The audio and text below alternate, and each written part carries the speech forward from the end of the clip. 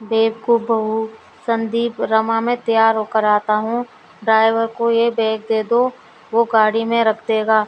आज मेरी बहुत बड़ी मीटिंग है, यह बैग भूल ना जाऊँ। रमा, संदीप ने बैग बोला था रखने के लिए, पर इसमें तो सामान है, यह निकाल कर बाहर रख देती हूँ। संदीप तो मुझे ऐसे ही बेवकूफ़ कहते हैं। संदीप ऑफिस चला जाता है। शाम को वो गुस्से में ऑफिस से घर आता है और रमा को आवाज़ लगाता है। संदीप, रमा, रमा इधर आओ। मैंने तुमसे कहा था ना कि आज मेरी बहुत ज़रूरी मीटिंग है। मेरा बैग ड्राइवर को दे दो, वो गाड़ी में रख देगा। तुमने ड्राइवर को खाली बैग दे दिया, मेरी सारी फाइलें कहाँ हैं? रमा, आपने बोला था कि बैग गाड़ी में रखवा दो।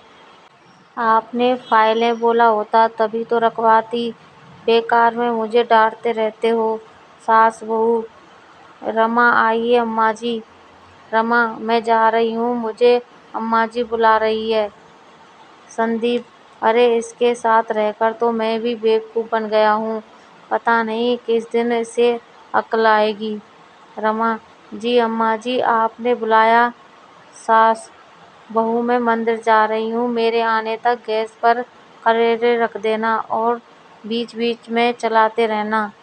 रमा की सास सुनीता मंदिर चली जाती है और रमा की बेवकूफ़ी शुरू हो जाती है। रमा, अम्मा जी बहुत खुश होंगी, पहले मैं सारे करेले गैस पर रख देती हूँ। हाँ, अब थोड़ी देर हो गई है, अब इन्हें चलाती हूँ, अब फिर रख देती हूँ। वैसे मैंने करेले को बीच बीच में चला लिया है, अम्मा जी आने ही वाली होंगी। रमा की सास सुनीता मंदिर से वापस आती है और रसोई में जाती है। सुनीता, रमा ये क्या कर रही हो? करेले कहाँ हैं? रमा, अम्मा जी ये रहे करेले, आपने ही तो बोला था गैस पर रखने हैं और बीच बीच में चलाना है, मैं करेलों को चला रही हूँ।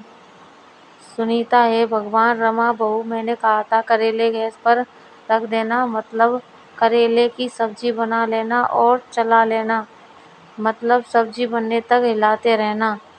रमा, तो ऐसा कहना था ना अम्मा जी। आप मुझे जैसा कहेंगी मैं वैसा ही तो करूँगी, आपकी आज्ञा का पालन करूँगी ना। सुनीता और संदीप एक दूसरे की शक्ल देखने लगते हैं और गुस्से को पी लेते हैं। एक दिन तो रमा की बेवकूफ़ी ने हद ही पार कर दी। रमा, संदीप के कमरे का क्या हाल बना रखा है, कितनी मिट्टी है टेबल पर। अरे ये लैपटॉप, सारा दिन संदीप इस पर काम करते हैं, कितना गंदा हो रहा है, क्यों ना इसको अच्छे से धो दूँ। रमा लैपटॉप को सर्फ के पानी में डुबोकर धो देती है और कपड़े सूखने वाली रस्सी पर टांग देती है। तभी संदीप आ जाता है। संदीप, रमा, अरे रमा ये क्या किया तुमने मेरे लैपटॉप के साथ? रमा, इस पर बहुत धूल मिट्टी हो रही थी, मैंने सोचा इसको अच्छे से धोकर सुखा देती हूँ, मैंने सही किया ना? संदीप, रमा तुम सचमुच सचमुच तुम बहुत बेवकूफ़ पत्नी हो, मेरा दिमाग खराब था जो तुमसे शादी की मैंने। सुनीता, रमा बहू तुमने जरा भी समझ नहीं है, लैपटॉप भी कोई धोने की चीज़ है। ससुर, क्या बात है, क्यों इतना शोर मच रखा है? मेरी इतनी समझदार बहू से अगर कोई गलती हो गई तो इस तरह से उसे क्यों डांट रहे हो? ससुर, जाओ बहू तुम रसोई में जाकर मेरे लिए एक गिलास पानी ले आओ। रमा, बाबूजी पानी घड़े का लाऊं या फ्रिज का?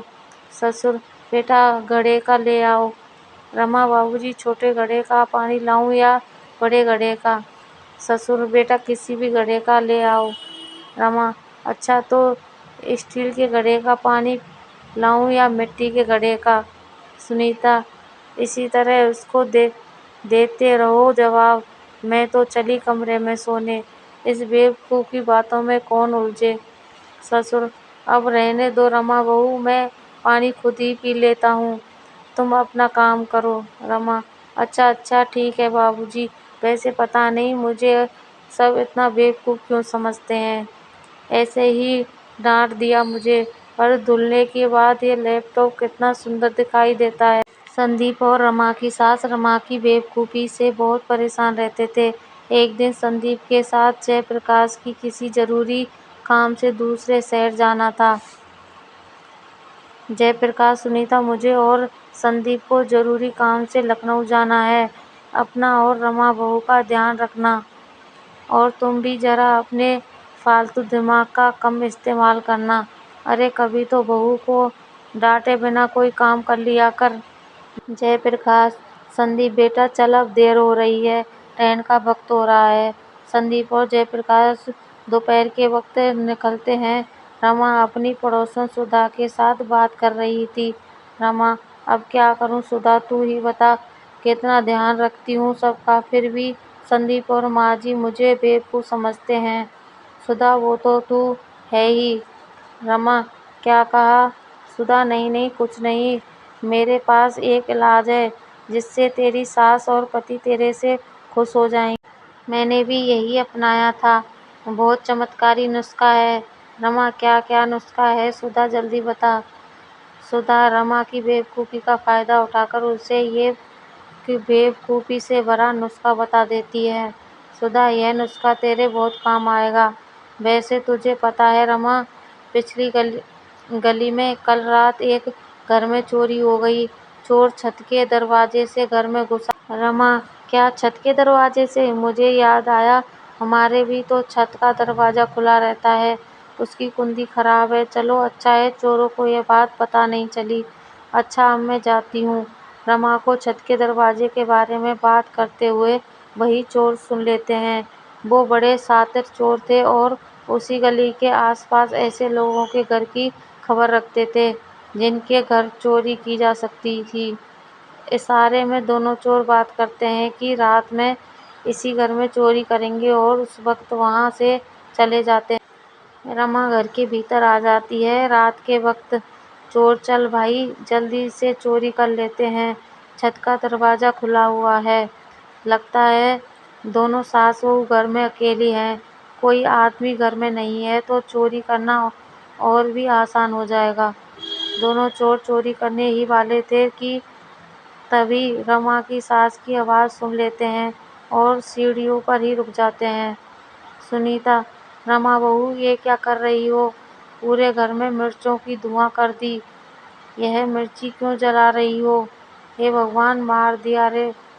रमा, अम्मा जी यह नुस्खा है, यह आप अभी नहीं समझोगे। पहले इन मिर्चों के धुओं को घर के कोने में फैल जाने दीजिए। रमा रमा मिर्चों का धुआं फैलाती हुई छत की सीढ़ियों के पास भी जाती है, जिसकी महक से दोनों चोर तेज तेज खांसने और छींकने लगते हैं। उनका बुरा हाल होने लगता है। चोर, अरे कोई बचाओ, इस पूरे घर में मिर्च है, ये कैसा घर है भाई? दूसरा चोर, अरे भाग लो यहाँ से। रमा, ये किसके खांसने की आवाज़ आ रही है? सुनीता, रमा बहू ये तो चोर हैं। चोर चोर, जल्दी आओ बहू, दरवाज़ा खोलो, हमारे घर में चोर घुस आए हैं। चोर, अरे मेरी अम्मा, हमें जाने दे, हम तो बुरे फंसे जो तेरे घर में आ गए थे चोरी करने। सुनीता, रमा बहू जरा वो सामने रखा डंडा लाना, इन चारों की तो आज खैर नहीं।